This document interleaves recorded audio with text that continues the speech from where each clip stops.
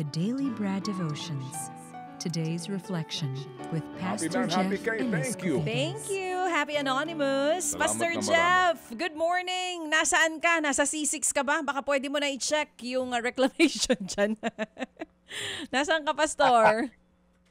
Pwede na tayo maging bayan patroller. Oo. Nandito lang nasa loob pa ng village. Medyo Nandiyan ka meron pa. akong lakad. Okay. O sige, Pastor. Mahaba itong sulat. 3 pahina yan eh. Oo, eto na, Pastor. Basahin ko na agad itong sulat basahin mo ni Carol. Yan ang pangalan ng letter sender natin. Sabi niya dito, magandang araw po. Sumusulat ako ngayon dahil puno ang puso ko ng sama ng loob at hindi ko alam kung paano ko hahawakan ang nararamdaman ko. Meron akong matalik na kaibigan na ilang taong ko nang kasama sa lahat ng struggle sa buhay. Nung wala siyang trabaho, tinulungan ko siyang humanap. Nung hirap sila sa pagkain, ako rin ang tumulong sa kanya. Nung nagkaproblema sa pamilya, ako ang laging nandyan para makinig at dumamay. Hindi ko naman ginagawa yon para suklian niya, kundi dahil kaibigan ko siya at mahal ko siya bilang kapatid.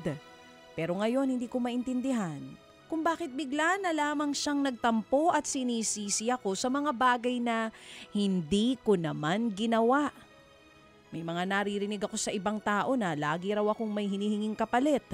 Na ginagawa ko raw lahat yun para kontrolin siya o para ipamukha na ako ang tumulong. Masakit po kasi kabaliktaran yun ng puso ko. Minsan naiisip ko, tinulungan ko na siya sa pinakamahirap na panahon pero bakit parang ako ang naging kontrabida sa kwento niya? Minsan gusto ko nang tumigil na tumulong kahit kanino.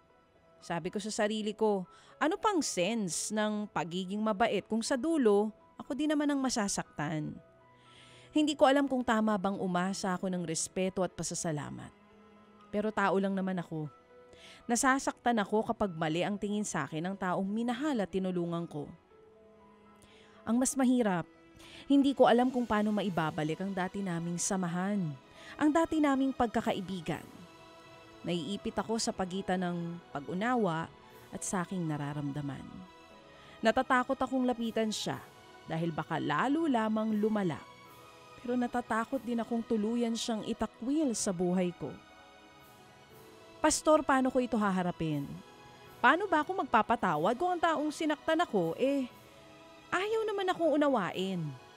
Sana tulungan mo kong maintindihan kung paano magmahal ng hindi pinahihintulutan ang pananakit at paano magpatawad habang iniingatan ng puso.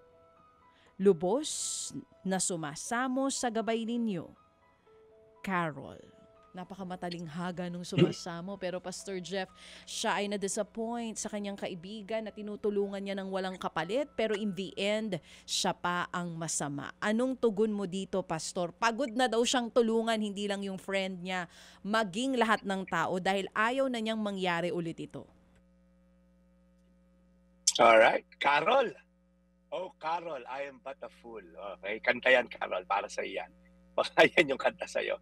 Well, una lahat, Ate Carol, ramdam ko na naman yung sakit mo dahil bilang pastor for the longest time, ang dami ko na rin na-counsel ng mga ganyan, yung mga friendship. Iba rin yung kirot kasi dahil nag-invest ka ng emotion, of course, yung time mo, relationship, tapos yung pa yung, kumbaga, nakasakit sa'yo. So, siguro couple of reminders lang, Ate Carol, God sees what others cannot see. Ibig sabihin, hindi man nakita ng kaibigan mo yung puso mo, yung totoong intention mo, yung Diyos nakikita yan.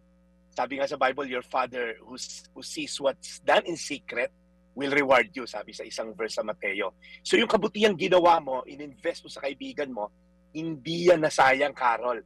Okay? Pangalawa, expecting gratitude, hindi masama yan. It's only human. Hindi ka nagkamali na nasasaktan ka, meron kang expectation sa ginawa mong kabutihan, buong puso mo siyang minahal and all, and yet tinabla ka ng best friend mo. Si Jesus nga, di ba, nakaramdam din ng konting kirot, yung may pinagaling siyang 10 may ketong, isa lang yung bumalik. Sabi niya, nasan yung siyam?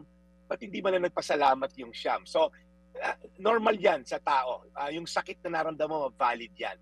Pangatlo, loving someone doesn't mean patuloy mong iaalaw na i-disrespect ka o saktan ka. Ang pagmamahal na walang boundaries, nagiging abuso yan, Ate Carol. Hindi ibig sabihin ng forgiveness, balik na tayo sa dati. Or, sige, payagan ko ulit na saktan mo ko. Or, pinatawad na kita. Okay, ikaw pa rin sasalo na lahat ng agrabyado ka na nga. Ikaw pa sasalo lahat ng sakit. Pwede ka magpatawad na nakalayo ka na sa kanya. Okay, meron ka ng boundaries. Forgiveness, you release the bitterness. Boundaries, you protect yourself.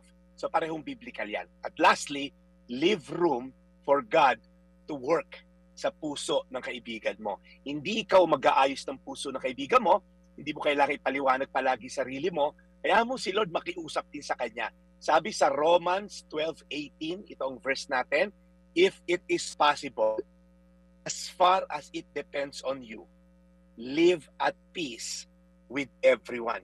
Sabi ni Apostol Pablo, kung kaya mo, kung posible, alam niyang maaring imposible, pero sa atin na may takot sa Diyos, may pagmamahal sa Diyos, kung kaya mo naman, Ate Carol, live with peace with everyone. And as I pray, gawin mo itong parte ng buhay mo. Pagdasal mo lagi siya. Okay? At kailangan mo maglagay ng boundaries, pansamantala, maybe, or may pang matagalan, pero pinatawad mo na siya, hindi ko na i-allow na saktan mo akong muli. So, Ate Carol, your kindness is never wasted. God will return to you what others did not value. Ulitin ko, if it's possible, as far as it depends on you, live at peace with everyone. Romans 12:18. Lord, maraming salamat kay Carol na nagbigay ng kanyang puso't damdamin, ng buong puso. So Lord, hindi man nasuklian, ikaw nakakita ng kanyang kabaitan, kagandahang loob. At Lord, hindi naman din siguro si Carol naghihintay ng full return ng kanyang mga in-invest. But Lord, I pray, ipuin mo yung puso niya, pagalingin niyo po yung hurt at pain niya, at nawa makamove on siya at makapagpatawad. In Jesus' name. Amen. Amen. Salamat muli sa araw na ito, Lord, sa aming pakikinig po sa magandang aral na nanggagaling kay Brad Jeff. We pray, alagaan niyo po lagi si Brad, lalo na po ang kanyang kalusugan. And we appreciate sincerely ang aming pong programa ngayon na nagtatapos sa pamamagitan po ng inyong mga salita. In Jesus' name we pray. Amen. Amen. Amen. Very timely indeed. Salamat Ganda. na marami. Boundary, sabi nga ni Pastor. Salamat. Okay, Brad. So, ikaw ba siyang gagawi? Oo. Saan ang lakad mo, Pastor? Yeah. Well, may bagong kaibigan natin. Pagpe-pray lang natin. Bless lang natin ang kaunti. Dadalawin namin si Dar at Kang Tenerife. Mga long-time friends, family friends. Mm-hmm. So, makiki-celebrate lang tayo sa kanilang success. May konting naipunta. Yeah. Okay. Yun. Ingat, Pastor. That's very nice to know kasi nga importante mga kapatid, ang lahat ng ito ay galing po sa ating pagpapagal. Amen. Yan. Amen. Diyan nagsisimula din po. Dagdagan ko din, ng legal. Yan. Pagpapagal ng legal. At moral. At moral. Sige. Ayan. Salamat na marami, Brad. We'll catch you again tomorrow, Wednesday na. Thank you, Brad, at ingat ikaw. Maraming salamat, Brad. Dito po yung Daily Brad, your daily dose of inspiration. Thank you, serving the people, Brad Jepelis Copides. Mga kapatid, brothers and sisters, saan ka pa? Dito na tayo sa totoo. Dito na tayo sa True FM. Mga kapatid, mag-subscribe and follow po kayo sa social media accounts ng True Network PH. Yan po kami, hanapin nyo lang True Network PH, Facebook, Instagram, YouTube, TikTok, and podcast. Mapa Apple or Spotify man yan, mahahanap nyo kami. Lahat ng mga napapanood at napapakinggan nyo po sa programa, nasa social media accounts namin yan. So paano mga kapatid? See you sa social media!